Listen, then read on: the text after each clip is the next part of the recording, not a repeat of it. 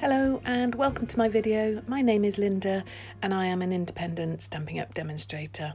Today I'm going to share with you how to make this beautiful gift box for candles.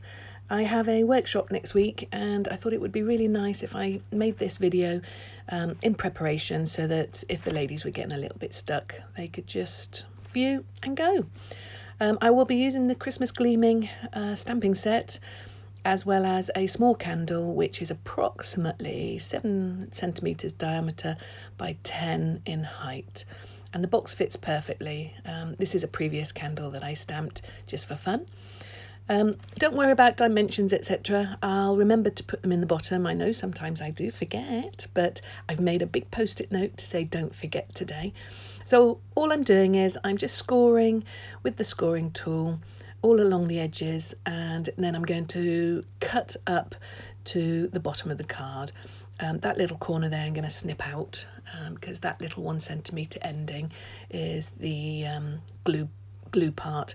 This box is really nifty actually because it's a perfect A4 width. So each section, each side of the box is 7 centimetres. So this candle, I couldn't have asked for better really, is perfect width for A4. I've cut a little bit off the bottom, but otherwise it's not bad. I've kept the flaps quite large because I want the base to be very strong and sturdy to hold the weight of the candle. And then it's just a little tiny lid. I've done a 3 centimetre lip. In the past I've done 2 centimetres, but sometimes it doesn't quite look right. So I've snipped a little bit out of the ends, just like little tiny triangles, so that when you glue down, using a very tacky glue, when you glue down the flaps, they just sit inside the box nicely, very neatly. The card I'm using is a very vanilla. So it's nice actually. It's quite a thick, sturdy card. It seems to be a little bit thicker than the Whisper White. I think I've mentioned this before in previous videos. So this is me just sticking down the sides, and as you can see the little box is forming already. Once that's done, we can move on and stick down the sides of the main box. It's a nice little box. I've made it 2 millimeters bigger on the actual base so that it slips onto the top of the main box neatly. In the past I've done equal sized and it's not worked. So what I've done is, using the Brightly Gleaming Designer Series paper, I've trimmed out 4 sides and I'm just gluing those on. Just make sure that you line them up nicely. What you don't want is that they're all higgledy-piggledy. And I lined up with the bottom because the top will be hidden by the lid, so it makes sense. I did a little boo-boo there.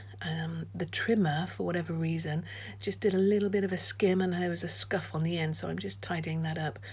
But as you know, as crafters quite often do little boo-boos, don't we?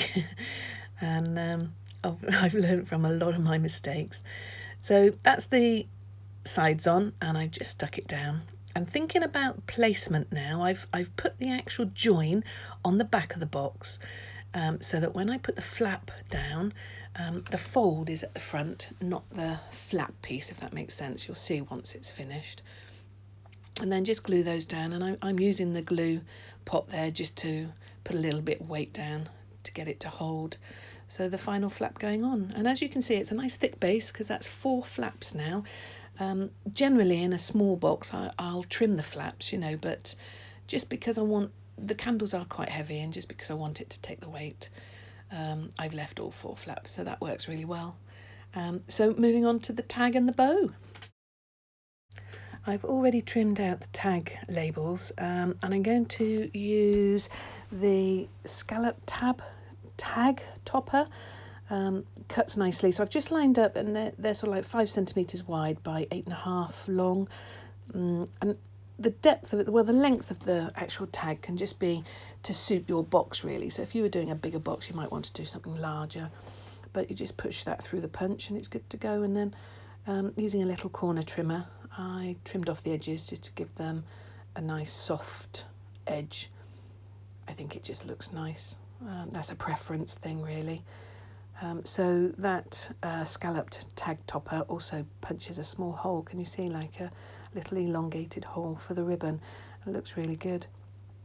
Then moving on to the Christmas Gleaming sentiment, and I'm doing a Deck the Halls. It's one of my favourite. I used it a lot. And the copper, Celestial Copper.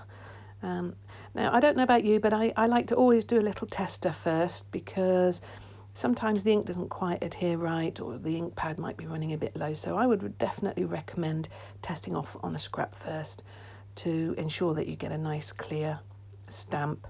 Then just using the Everyday Label punch, I've punched that sentiment out. The Everyday Label punch was the very first one I ever bought. Now here I've just got makeup brushes. I've used various things, sponges, cut sponges and all the rest of it, but I found these on eBay really cheap, and they're just fantastic. So, you know, would highly recommend. And I just sponged around the edge to give it a little bit of a glow. Then moving on to the bow, which sits on top of the box, and I'm just using the small ornament from the Brightly Gleaming stamp set, Christmas Gleaming stamp set, and I'm using the copper again just to give it that little extra glow. It looks really nice. So I've stamped 3 onto the Very Vanilla, and I'm going to punch out, using the Brightly Gleaming Designer Series paper, an extra 5. Then this is a sneaky one I stuck in. This is the sprig punch, and I've just punched out a couple of sprigs in both the DSP and the vanilla, because it adds to the bow on the top. Just looks really pretty and looks Christmassy. Then using the Very Vanilla, I just punched out 1 extra and trimmed off the top and the bottom, because I'm going to use that for the glue base for the bow to sit on. Using Stampin' Dimensionals, I'm just going to place the sentiment tag onto the top of the tag. So I used the large Stampin' Dimensionals, and I keep them in a little plastic case box that you can purchase from Stampin' Up. I've got lots. I ordered lots in the hope that I would put stamps in them, but Stampin' Up stamps come in a box. So I've got lots of spares, which I use, and they're handy for storage. Then using my bone folder, I'm just curling over the edges to give them a little bit of a wave. I'm using roller glue just because I've tried in the past with wet glue and it just gets into a right pickle, I can tell you. I got very messy. So with the roller glue, I am using a little sort of like backing, because the glue gets everywhere and I didn't want to ruin my desk. So then just keep moving those, manipulate those to suit your needs, and curling and whirling and sticking. I'm really pleased with the outcome. That looks really nice. So, and it's a nice small bow. It's nothing fancy. It's just there. It's really quite pretty. I'm using the star embellishments from the Christmas Gleaming set.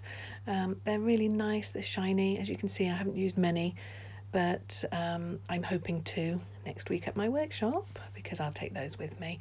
Then I'm just attaching, using a bit of wet glue, I'm attaching the little sprigs to give them a little bit of dimension, and I will put one of the little stars on the top just to finish it off. But I thought, oh, actually that'll look really nice on the tag, and there you go, it looks really lovely on the tag. I'm going to zoom that in so you can see clearly how pretty it is. I'm using the large dimensionals to stick this down, because I just want to give it a little bit of oomph and raise it slightly so that it it's got a nice effect. And also I'm going to tuck the ribbon behind. The ribbon I have here is the copper trim, which matches the copper ink beautifully. I'm doing a double length, I don't know, about 25 centimetres long, and I always fold it in half and feed through the bend. I like the way it looks like a proper Christmas tree ornament tag then, and just pull it tight so it doesn't fall apart. Then I'm going to tuck that behind my bow, and this is why I put the dimensionals on, so that you can, 1, get the ribbon behind, and 2, it just sits nicely. And I'm just going to tie a double knot, and hey presto, there is your gift box. Just going to try my candle out for size. In it goes. What a beautiful fit. I've left a couple of millimetres on the outer edge, just because when I make these candles I gift wrap them in white tissue. So with the gift wrap they'll fit brilliantly. Or if you wanted to put a bow at the bottom, piece of ribbon. Thank you so much for watching. Please like and subscribe. I'd really appreciate your support. Thank you.